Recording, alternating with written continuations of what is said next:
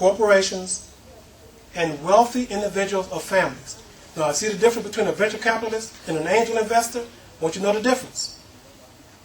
However, the funds of angel investors are usually money that comes from people who've saved their money over time and are your friends and relatives.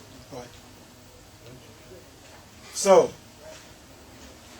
venture capitalists will almost always, I should say, require a seat on your board.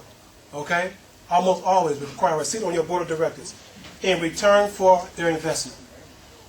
They are very involved in the investments they make.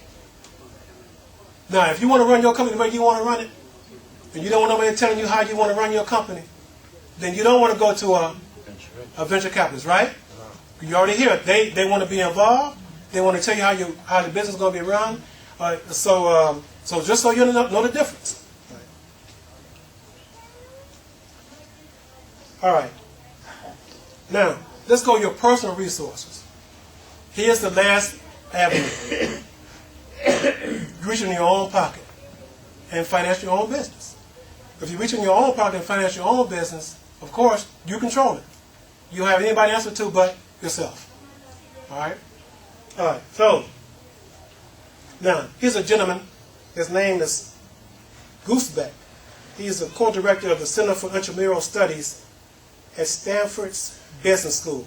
He has a recommendation. He recommends limiting the amount of personal money you put in your business to minimize the risk of failure. All right? Because if you put money in your own business, you have nobody to be accountable to yourself. So that means if your accounting is not just right like it's supposed to be, who's going to tell you that your accounting is not right? If you only have to answer to yourself, no one's going to come tell you, you really should have filed a different form, or you really should have a CPA doing your books, or you really should be doing a better job of developing and determining how you pay your taxes. All right, but if you're doing it yourself, and if you don't hold yourself to that same standard now,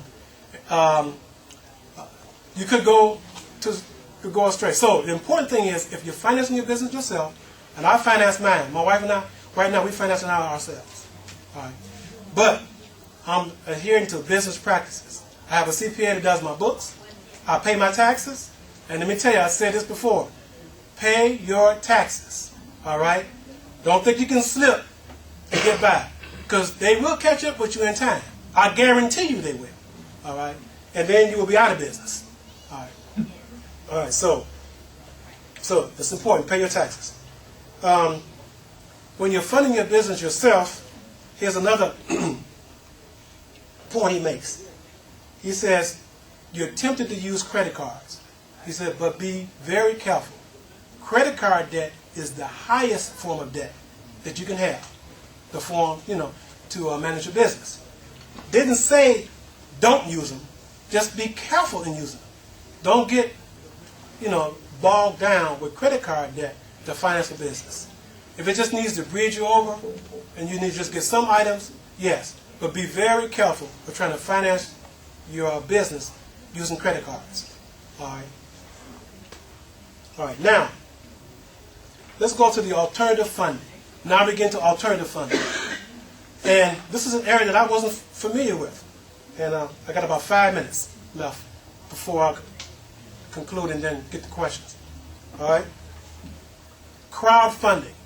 I'm going to show you some information on the TV, so you don't have to worry about taking these notes in real detail.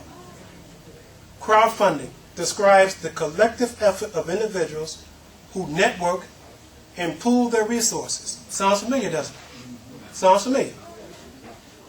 Usually via the internet. Now see, this is the difference. Usually via the internet to support efforts initiated by other people or organizations. Crowdfunding is used in support of a wide variety of activities, including disaster relief, citizen journalism, support for artists by their fans, political campaigns, startup company funding. That's the key. Startup company funding, movie or free software development, inventions development, and scientific research. You know what the, let me give you a quick example.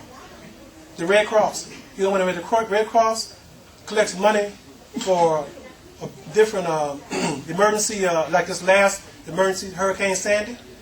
That's what they call crowdfunding. That's what it means. People, all they know, they either give money on the internet or they dial that number. You dial a number and you get $10 added to your bill. That's what they call, that's an example of crowdfunding. But let me give you an example of one that you can use to fund your business. And the example I'm going to use is a program called Kickstarter. It's called Kickstarter.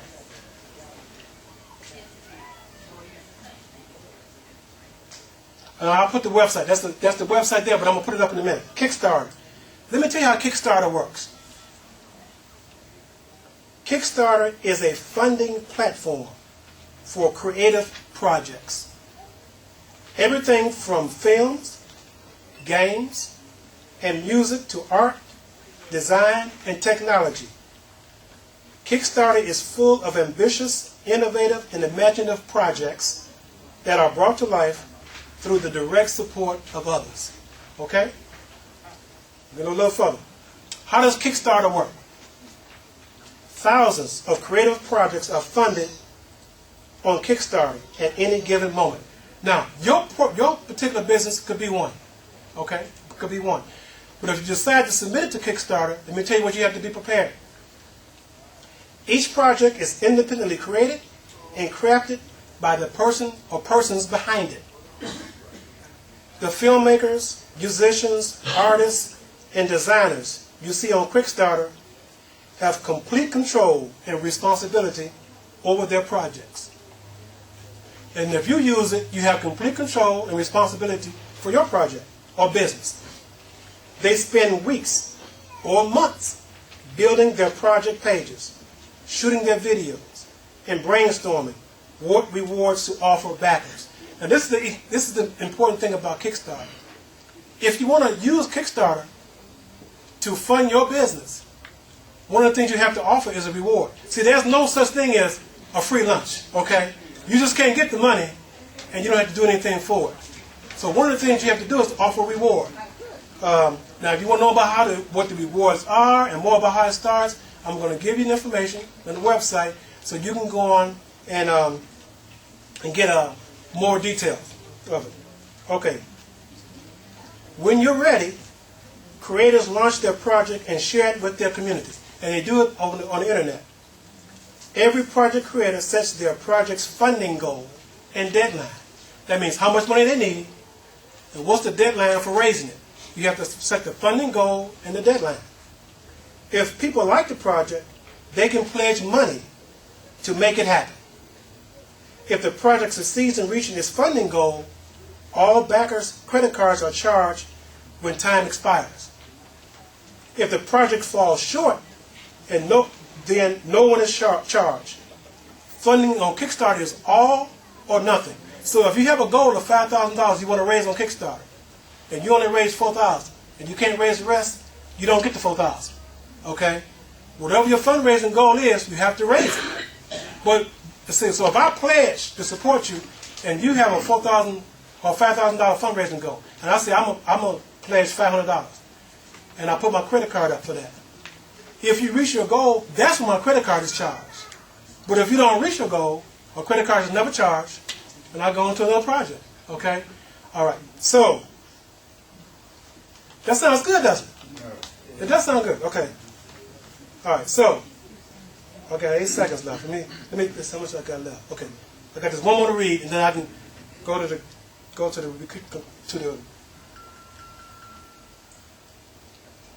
one more to read. Why do people back projects? Why do people back projects? A lot of backers are rallying around their friends' projects, or their relatives' projects, or their acquaintances' projects. So if I know you have a project on Kickstarter, I can go and pledge support for your project on Kickstarter. Okay? Some are supporting people they've long admired. Many are just inspired by a new idea. Others are inspired by a project's rewards. They like what you offer.